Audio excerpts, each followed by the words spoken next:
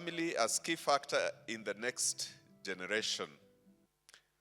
In God's design, family is the strategic social unit of mankind created in his own image and likeness to enable mankind relate with him in worship and father as children and in a father-children relationship. This is for the purpose of human companionship, nurture, and fruitful multiplication. And again, that they may together have dominion over the rest of creation.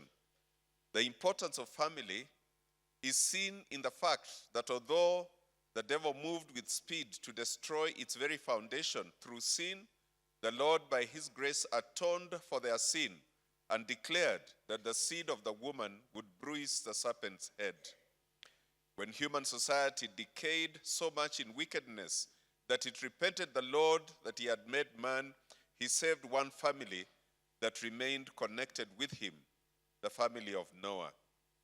In a summit such as ours, reflecting on the most strategic efforts needed to move the Great Commission forward, deepen the faith of Christians, and balance the quantitative and qualitative aspects of Christian life, the reflection above is a pointer to what was to be expected in the future. God was already outworking his purpose of growing for himself a family of human beings created in his own image, albeit according to his timing. The Pew Research Center, April 2019, said, across the 27 countries surveyed, almost 6 in 10, 58%, believe family ties have gotten weaker over the past 20 years. This is true in virtually every country surveyed, including 64% in the US and a median 59% across 10 European countries. The view that the strength of the family is declining is also found in Middle East, Sub-Saharan Africa, Latin American publics surveyed. For example, Tunisia, 74%, Brazil, 59%, and among the countries surveyed, those in South Korea are the most likely to say that family ties have weakened over the past decade. This is just a picture in our minds of what a happy family occasionally looks like. It's not always like this, but occasionally it can be.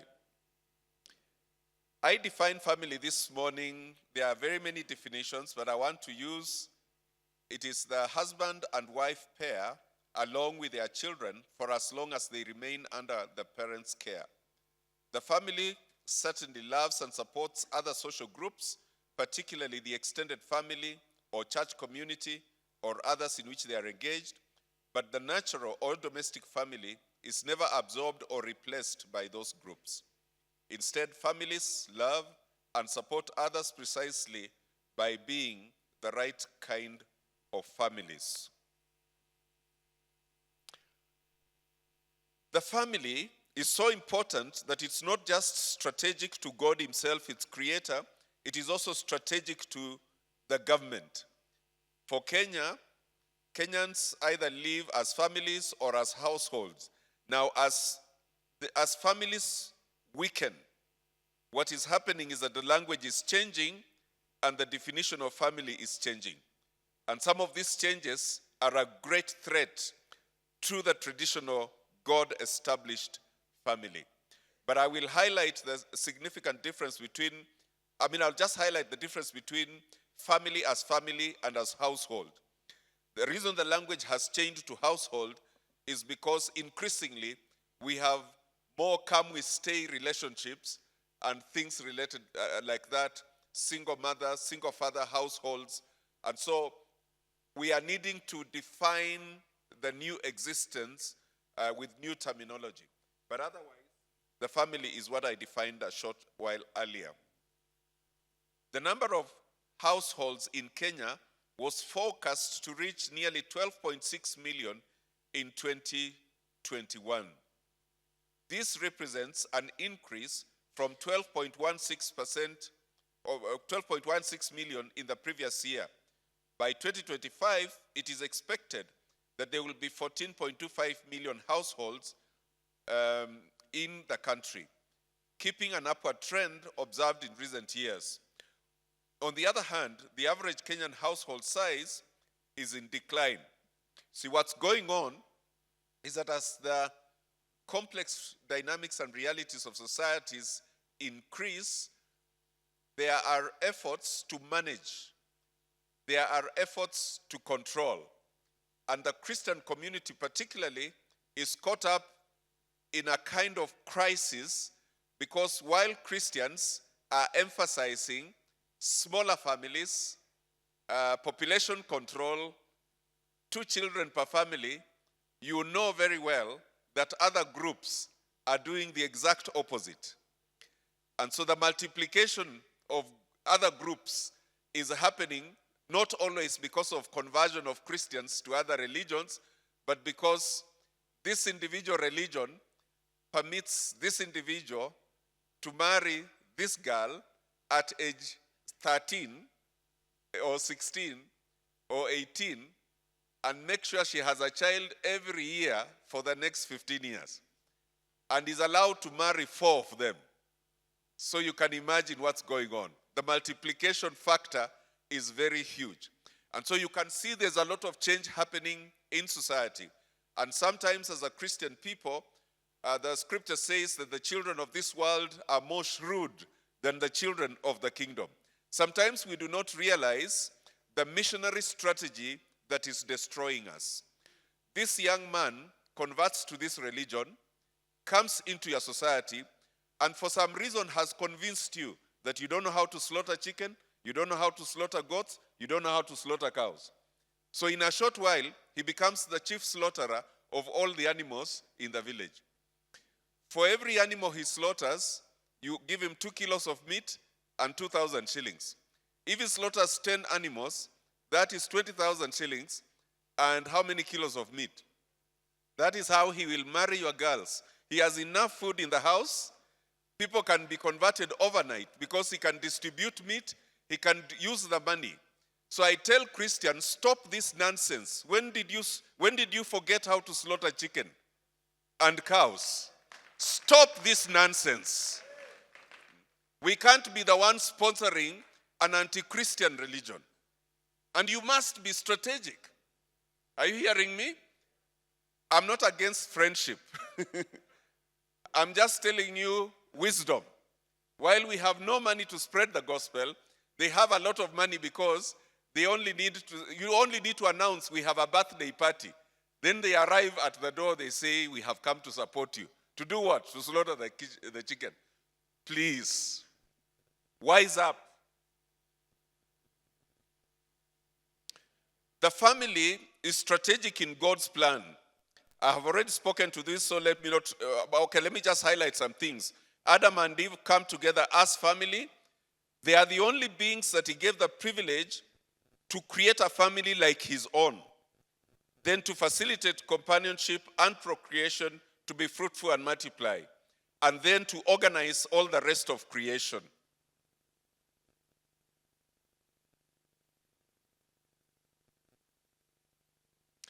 For the government, the family, along with the economy, governance, and education, is universally viewed as one of the foundations of civil order without which no society can function. Until about 10 years ago, family to the government was important, stable, as a stable unit. But I can tell you, pardon me, the American brothers in the house, 2 American important leaders have traveled to Kenya to tell our president to allow LGBTQ. As if they had nothing else to do on earth, All the way. That is painful. That is painful. So 2 presidents have had to tell them, we hear what you have said, but it's not a priority for Kenyans. Of all the public relations issues country to country. So, but why am I raising the issue? It is a demonic strategy to destroy the normal family. It is seen in the setting of demographic reproduction, the seat of the first integration of individuals into social life. Family is critical because demographically, it's the seat of reproduction. It is also the place where integration of individuals into social life happens, and the source of emotional, material, and instrumental support for its members. It influences the way society is structured, organized, and functions. Indeed, the Kenyan new constitution in chapter 4, article 45 recognizes the family as the natural and fundamental unit of the society and the necessary basis of social order that should therefore enjoy the recognition and protection of the state. And Kenyans know, by the way, I'm hoping that as I speak about the Kenyan situation, because of limited time and because of familiarity, that others of our brothers from Africa and others of our brothers and sisters from the rest of the world do not feel left out. I think you can relate with your own situation by projection. In this article, it was emphasized what a family should be. But the Kenyans know that in the time of the generation of the new constitution, we fought tooth and nail to define family as a union between a man and a woman. It was really tough, I can tell you. You will remember that. We were surprised that there were some Christians at that time who are telling us, I am Christian, but I am saying yes. It's as if they were not understanding what we are saying. What we are saying is that God defined family, period. There's no other definition. So the Constitution protects family. It further states that every adult has the right to marry a person of the opposite sex. We insisted it has to say the right to marry a person of the opposite sex, based on the free consent of the parties. The family is still strategic to government because there are various legislations which are relevant to the family in general and to specific family members. And I am speaking about government because sometimes we as a Christian people are very ignorant of what's happening in society and are not aware that legislation which requires public participation means you need to read and make your suggestions. Where necessary, carry placards and go to the streets and say, we disagree. You need to participate. It is making legislation that actualizes the implementation of the Constitution. Now, for us as a Christian people, we must advocate. We must put our mind there and say, no, that's not what we are saying. This is what we are saying. We must call our member of parliament and tell him you are off mark. Our constituency is saying no. And if you say yes, you are not becoming an MP anytime. We must rise up and play our part. This conference is about effective function in all the spheres of human society. So policy seeks to enable the family to play its vital role in the country's development, and policy seeks to facilitate the existence of an environment that will strengthen the capacity of families to enhance and support the socio-economic empowerment, nurturance, and protection of individuals and vulnerable members.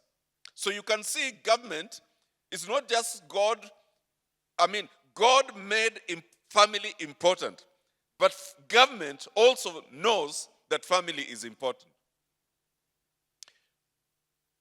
So policy is intended to realize the vision of happy and stable families for the strong society with the associated positive outcomes. Imagine government recognizes that good families, strong families, will produce higher levels of self-esteem, lower levels of antisocial behavior such as crime, violence, and substance abuse, higher levels of work productivity, lower levels of stress, and more self-efficacy to deal with socioeconomic hardships. To this end, it is envisioned that happy and stable families will demonstrate high levels of social capital and resilience and contribute to smooth functioning of society and hence to social cohesion. It is essentially through the family that each generation is replaced by the next, that children are born, socialized, and cared for until they attain their independence, and that each generation fulfills its care responsibilities to minors, older persons, the sick, and other vulnerable groups. It must, however, be noted that the LGBTQ onslaught has been mounted against the family. But the community also thinks seriously about family, not only as a foundation for society, but as a recognition that in African tradition, the value attached to family, for instance, married people are said to be likely to live longer and have greater emotional support. However, lately, things have not been as rosy in homes. Unfortunately, in Kenya, marriage, which is the foundation of family, seems to be under heavy attack. We are now hearing things like "come we stay," without any strategic thought of what it takes. Did you call us Gen? Did you say they are Gen Cs or Gen Alpha? Gen Cs and Gen Alphas, for all purposes, enjoy your gadgets, but please learn some skills of how to talk to fellow human beings. Because when you get married, you will not be talking through the mobile phone. I keep telling young people these things. Mobile phones do not generate food. They may generate money. They may generate money, but they don't generate food. So some of you must train yourselves to be agriculturalists. Think seriously about these things. Food is produced on ordinary farms with soiled hands. So that think seriously about these things. Otherwise, you find yourself with gadgets without any food. Marriage and family seem not to be getting the seriousness they deserve. I mean, it's very interesting to hear a young person who is just 35 has already been married thrice.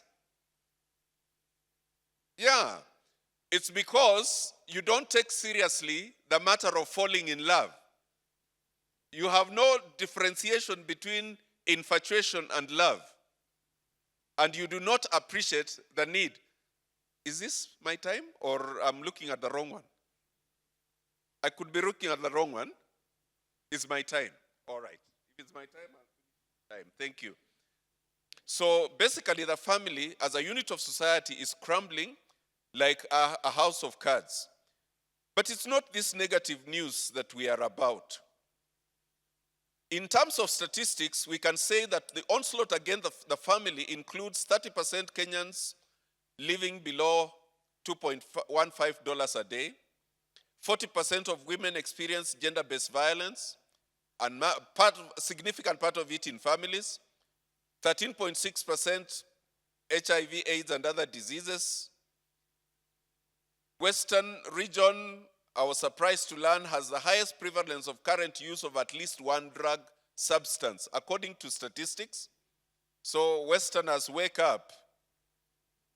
There's a lot of work to happen. Many families have their communication shunted because they are all on disjointed electronic gadgets. You know, you can find one family in the same room, all of them talking to everybody else, except one another. I think there needs to be a rule which says that between 6 and 8, all gadgets are off. And we learn how to talk to one another. Yeah? Important research findings say of the top 5 papers about families, youth are influenced by various factors. 1, peer influence. 2, family environment. 3, financial knowledge, financial behavior found significantly associated with financial literacy among the youth. In other words, these generations are communicating with the next generations. How are the next generations acquiring skills? They are watching and observing what the elders are doing and listening to what the elders are teaching them. And so men and women keep involving the youth and teaching them because it's a significant way of influence. And then another paper say young students' participation in sports activities, which include whether at school or in family or in community, also are issues of great influence. Well, how about the churches in a locality? And the brother, is it Brother Wataba? He kept saying, no ego, no logo, only go. Let the gospel go. You are 20 churches in the same marketplace. What's wrong with you organizing a football tournament between your youth? Because this is the way the youth can come together and learn. Another set of researchers say parenting patterns are important, religious values and habits are important, the role of parents as entertainers and influencers are important. I mean, it's like a parent who goes to his knees to be able to hug a toddler. If you want to hug a toddler as a parent, you are not going to hug them while you are standing up. You need to either go to your knees or pick them and put them on the table. So you go to their level. And so there are efforts and campaigns against all these negatives, but as a Christian community, the emphasis in this meeting is that unless there is a transformation of the heart, the work is not complete. They need Jesus. 3 questions I would like you to give attention to. What should we as strategic Christian leaders do in order to grow qualitative Christianity? The significant question yesterday, one of the significant questions yesterday, wondered whether we appreciate the gap between the quantitative and the qualitative. And I am asking myself, can you answer that question? Can I answer that question? Am I a qualitative Christian? Because somebody said if you want to see revival, draw a circle around yourself and pray for revival in that circle. Then there can be revival out there. So first with us, are we qualitative? It is as serious as saying the meeting here starts at 7:45. It was 7:45. Were you in the hall? Unless you have a good reason, 7:45 means 7:45. And Christianity means 7:45. I will be at 7:45. I come in late and then I use a very awkward language. Sorry, I'm a bit late. Who said you are a bit late? Number 2, what 2 things are we, you as an individual and we as a community, going to do in order to be responsible, to be a responsible person in family? Because our families must work. And the third thing, what 2 things do we need to do to empower our members to become responsible family members? The words being used in this summit are intentionality. Intentional. Are we intentional? The opposite of being intentional is accident. So, intentionality and deliberate. Are we intentional and deliberate in manifesting the kingdom of God values?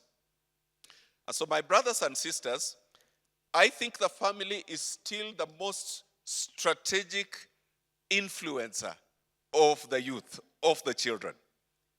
It is the place where God gives us babies and we have a chance to raise them. For young people that are rising up, please, in your first 10 years of child raising, please, spend a lot of time with your children. Stop giving excuses about work. Spend time with your children. Once they get into teenage, you will be longing to spend time with them, and they will not be longing to spend time with you. May the Lord our God bless you.